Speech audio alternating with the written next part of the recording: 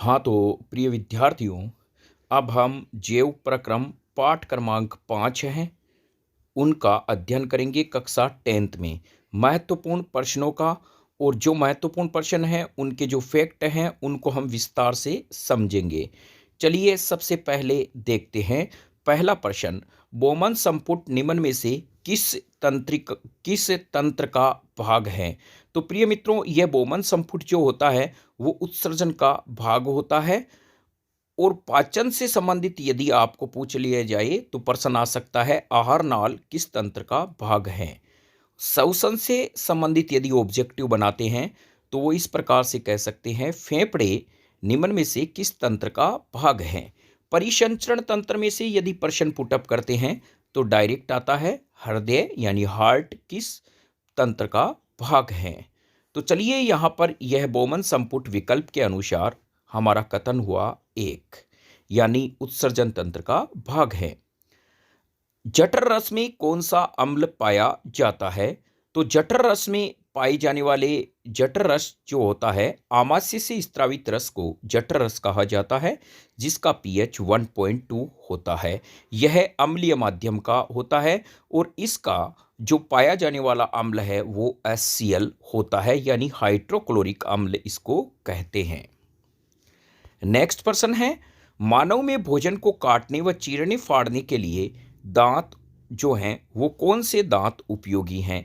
यह प्रश्न इस बार परीक्षा में नहीं आने की संभावना है, लेकिन इसका करेक्ट आंसर होगा कृदनक और रदनक जो दांत होते हैं वो भोजन को काटने चीरने फाड़ने के उपयोगी होते हैं। और यह जो नेक्स्ट प्रश्न में हम देखें, प्रोस्टेट ग्रंथि का संबंध है। तो प्रिय मित्रों, प्रोस्टेट ग्रंथि का संबंध होता है नर जनन तंत्र से। नेक्स्ट है, हीमोग्लोबिन रुधिर में पाया जाता है। तो हीमोग्लोबिन जो रुधिर में पाया जाता है वो लाल रुधिर कणिका में होता है, जिसको शॉर्ट में RBC कहा जाता है। नेक्स्ट है प्रिय मित्रों, बहुत ही महत्वपूर्ण प्रश्न है यह, श्वसन में ग्लूकोज पाइरूवेट में विघटित होता है, यह कोशिका द्रव्य में होता है। यानी कारण क्या होता है प्रिय मित्रों, श्वसन का मुख्य उद्देश्य है ग्लूकोज का विघटन करना, यह मुख्य उद्देश्य होता है।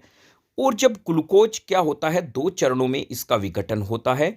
ग्लूकोज सबसे पहले पाइरुविक अम्ल में पाइरुविक अम्ल में जिसे पाइरुवेट कहते हैं, पाइरुवेट में टूटता है, पाइरुवेट में टूटेगा।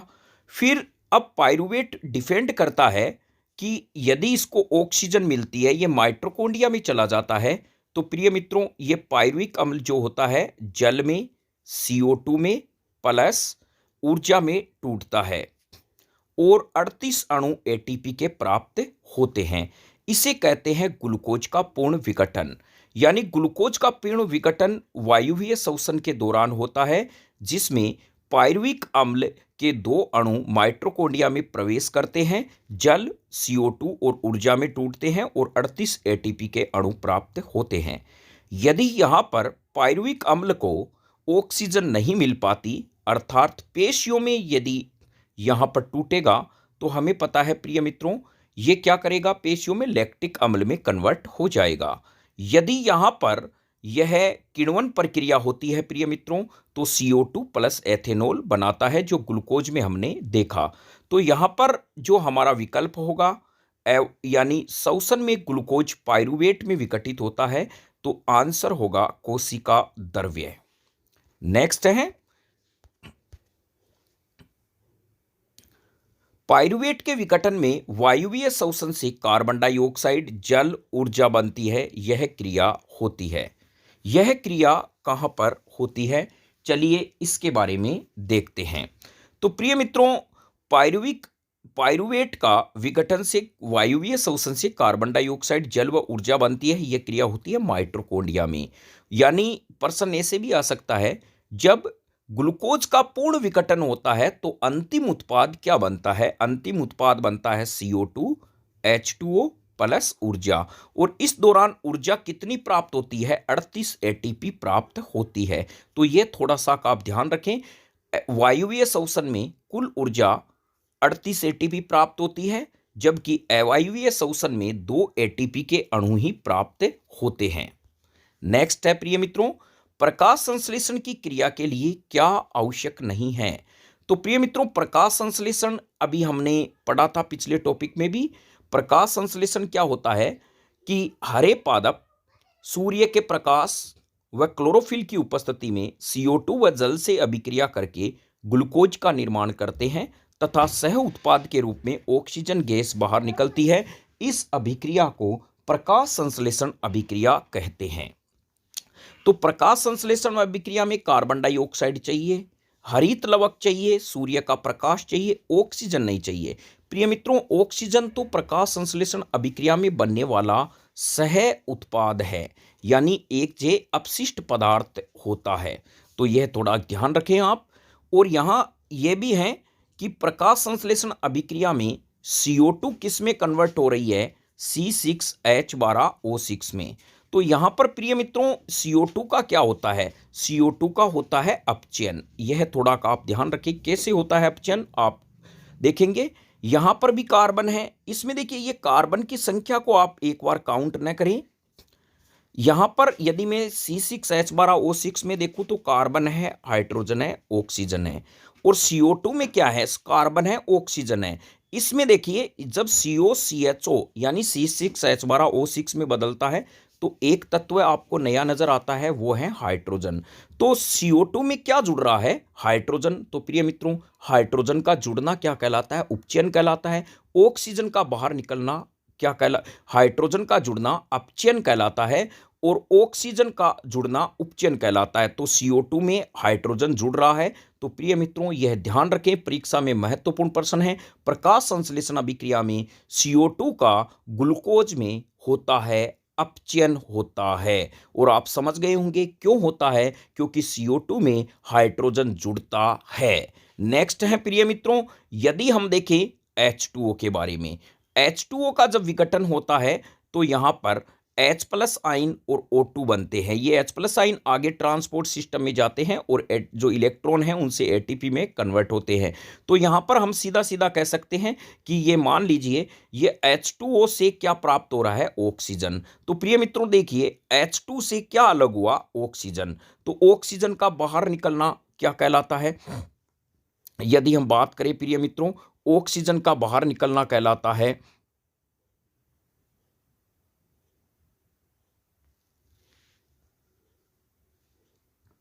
अब यदि हम यहां देखें तो प्रिय मित्रों H2O से क्या बाहर निकलता है? जब ये H2 यानी ऑक्सीजन O2 में कन्वर्ट हो रहा है, H2O। चलिए अब हम देखते हैं, यहां हमारे पास में प्रकाश संश्लेषण में है H2 से हमें प्राप्त होता है O2, यानी H2O किस में विघटित होता है? O2 में। अब आप खुद बताइए, यहां H2O में हाइड्रोजन भी है, ऑक्सीजन भी है, इसमें केवल ऑक्सीजन है। तो H2O से क्या बाहर निकला? हाइड्रोजन। तो प्रिय मित्रों, हाइड्रोजन का बाहर निकलना क्या कहलाता है? उपचयन कहलाता है। और ऑक्सीजन का ग्रहण करना उपचयन कहलाता है। जब कोई पदार्थ ऑक्सीजन ग्रहण करता है, हाइड्रोजन का त्याग करता है, तो उसका क्या कहलाता है? उपचयन कहलाता है। तो इसका मतलब H2O का O2 में उपचयन अर्थात ऑक्सीकरण हो रहा है प्रकाश संश्लेषण अभिक्रिया में। तो यह भी आप कॉन्सेप्ट समझ गए होंगे। चलिए नेक्स्ट कॉन्सेप्ट की ओर चलते हैं।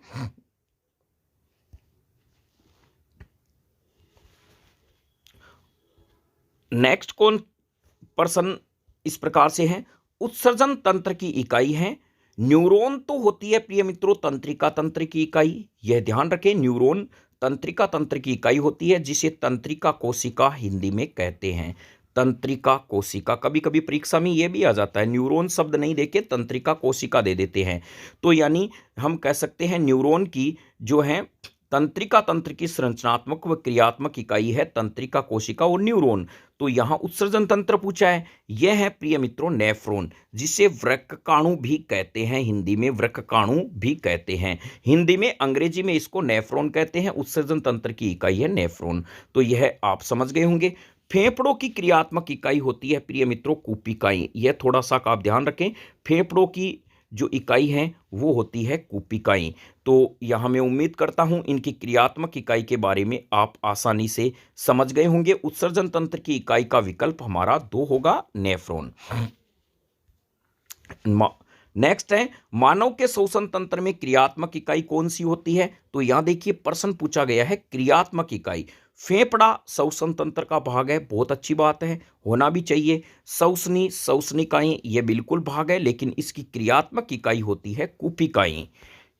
नेक्स्ट है, पत्तियों का हरा रंग किस वर्णक के कारण होता है? तो प्रिय मित्रों, हरा रंग होता है क्लोरोफिल वर्णक के कारण। और क्लोरोफिल वर्णक में मैग्नीशियम धातु पाया जाता है, मैग्नीशियम आयन 2 के रूप में। अब आप मुझे कमेंट में जरूर बताएं, रक्त का लाल रंग हीमोग्लोबिन के कारण होता है। और यदि हम डीपली पूछे हीमोग्लोबिन में कौन सा तत्व पाया जाता है, उसका आपके कमेंट में जरूर लिखना है। तो प्रिय मित्रों, 2 चीज आप आसानी से समझ गए होंगे। चलिए हम रंग के बारे में बताते हैं। हरा रंग प्लस, यदि हम बात करें प्रिय मित्रों, यहां पर हरा रंग और नीला रंग और लाल रंग, ये 3 चीजें हमारे पास में आती है। मैग्नीशियम के कारण, यदि किसी तत्व में मैग्नीशियम +2 आयन है, उसका रंग हरा होगा। नीला रंग किसके कारण से होगा? कॉपर +2 के कारण होगा। लाल रंग किसके कारण होगा? वो आपको कमेंट में जरूर लिखना है। हीमोग्लोबिन में वो पाया जाता है। यानी रक्त का लाल रंग किसके कारण होता है? यानी आरबीसी में पाए जाने वाले हीमोग्लोबिन के कारण। और यदि हम डीपली जाएं तो हीमोग्लोबिन में कौन सा तत्व पाया जाता है जिनके कारण वो लाल होता है? तो प्रिय मित्रों, यदि किसी भी पदार्थ में कॉपर +2 आयन है तो उसका नीला रंग होता है। तो आपने सुना होगा, कॉपर सल्फेट को जब मैं जल में घोलता हूं तो यह नीले रंग का हो जाता है। इसका कारण है कॉपर +2 आयन के कारण। और पत्तियां हरी नजर क्यों आती है? क्लोरोफिल वर्णक के कारण, क्योंकि क्लोरोफिल वर्णक में मैग्नीशियम +2 आयन होता है, इसीलिए पत्तियां हरी नजर आती है। तो चलिए प्रिय मित्रों, पत्तियों का हरा रंग क्लोरोफिल वर्णक के कारण होता है। सामान्य व्यक्ति का रक्तदाब कितना होता है? तो प्रिय मित्रों, यह 120 से 80 mmHg होता है। यह विकल्प आप ध्यान रखें। अमीबा में पाचन होता है। प्रिय मित्रों, अमीबा एक कोशिकीय प्राणी होता है, एक कोशिकीय प्राणी होता है। और इनमें जो पाचन है वो खाद्य धानी में होता है। किस में होता है? खाद्य जो धानी होती है उसमें अमीबा में भोजन का पाचन होता है। नेक्स्ट है, श्वसन में सामान्यतः जंतु को निःश्वसन और उच्च वसन क्रिया करते हैं। निःश्वसन और उच्च वसन क्रिया करते हैं। सामान्य श्वसन में सामान्यतः जंतु को निःश्वसन और उच्च वसन की क्रिया करते हैं। नेक्स्ट प्रिय मित्रों, शिराओं में रुधिर को एक ही दिशा में प्रवाहित करने के लिए वाल्व पाए जाते हैं। यह थोड़ा सा का आप ध्यान रखें, बहुत ही महत्वपूर्ण है कि शिराओं में क्या होता है। नेक्स्ट है, जैव उत्प्रेरक कहलाते हैं। प्रिय मित्रों, एंजाइम कहलाते हैं। एंजाइम, इसकी आप अच्छे से परिभाषा लिख लें एक बार, एंजाइम हेडिंग लगाकर। जीवों के शरीर में पाए जाने वाले वे रासायनिक पदार्थ जो जैव उत्प्रेरक का कार्य करते हैं उन्हें एंजाइम कहते हैं। एंजाइम प्रोटीन के बने होते हैं। एंजाइम किसके बने होते हैं? प्रोटीन के बने हुए होते हैं। यह थोड़ा सा का प्रश्न है, वो भी एंजाइम का। बसंत में जड़ व तने में के ऊतक में संचित शर्करा का स्थानांतरण जो होता है वो कलिकाओं में होता है। किस में होता है प्रिय मित्रों? कलिकाओं में होता है। कलिकाओं में होता है। आमाशय के आंतरिक स्तर की अम्ल से रक्षा कौन करता है? तो आमाशय द्वारा जो स्त्रावित होता है वो है श्लेष्मा। श्लेष्मा HCl से क्या करता है? सुरक्षा करता है। तो आंसर होगा स्पेग्मोमेनोमीटर। स्पेग्मोमेनोमीटर। अब इतना बड़ा नाम कैसे याद करें? तो प्रिय मित्रों, एकदम सरल है। देखिए, इसके टुकड़े करते हैं। मीटर याद हो जाएगा, इसको तो ज्यादा याद करने की जरूरत नहीं है। अब देखिए यहां पर स्पेग्मो एक याद रखना है। स्पेग्मो, स्पेग्मो, फिर मेनो, मेनो। तो हम देखिए कहीं भी खाना खाने जाते हैं तो कहते हैं ना मेनो क्या है, मेन्यू क्या है, मेन्यू क्या है। तो मेनो, और हम याद रखेंगे स्फेगमो, स्फेगमो। तो यहाँ पर तोड़ के इसको याद रखें, स्फेगमो मेनोमीटर इसका क्या है, रक्त दाब मापने के लिए काम में लिया जाता है। रंध्र के खुलने व बंद होने की क्रियाविधि को है प्रिय मित्रों, रंध्र के खुलने व बंद होने की क्रियाविधि को नियंत्रित करता है द्वार कोशिका, द्वार कोशिका। थोड़ा यह भी ध्यान रखें प्रिय मित्रों, जब द्वार कोशिका में जल अंदर प्रवेश करता है तो रंध्र खुलते हैं, जब द्वार कोशिका से जल बाहर निकलता है तो रंध्र क्या है, बंद हो जाते हैं। रंध्रों का कार्य क्या है? नंबर 1 तो होता है प्रिय मित्रों वाष्पोत्सर्जन में, नंबर 2 होता है गैसों के विनिमय में। और रंध्र पाए कहाँ जाते हैं? जो द्विबीजपत्री पादप हैं उन पादप के पत्तियों के अधिचर्म के निचले हिस्से में जो छोटे छोटे छिद्र होते हैं उन्हें रंध्र कहा जाता है। मानव की आहार नाल में मिलने वाला भोजन मिलने वाला प्रथम एंजाइम है, तो प्रिय मित्रों ये एंजाइम है टाइलिन, और इसका एक दूसरा नाम है एमिलेज, एमिलेज। यह क्या करता है प्रिय मित्रों? ये कार्बोहाइड्रेट का पाचन करता है।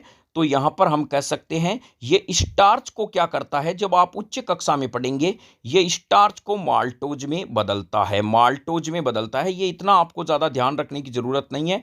जो एंजाइम है वो होता है टाइलिन, और मुख गुहा से ही भोजन का पाचन शुरू होता है। सर्वप्रथम किस पदार्थ का पाचन होता है? ध्यान रखें कार्बोहाइड्रेट का पाचन होता है, और कार्बोहाइड्रेट का जब पाचन होता है अंतिम उत्पाद ग्लूकोज बनता है।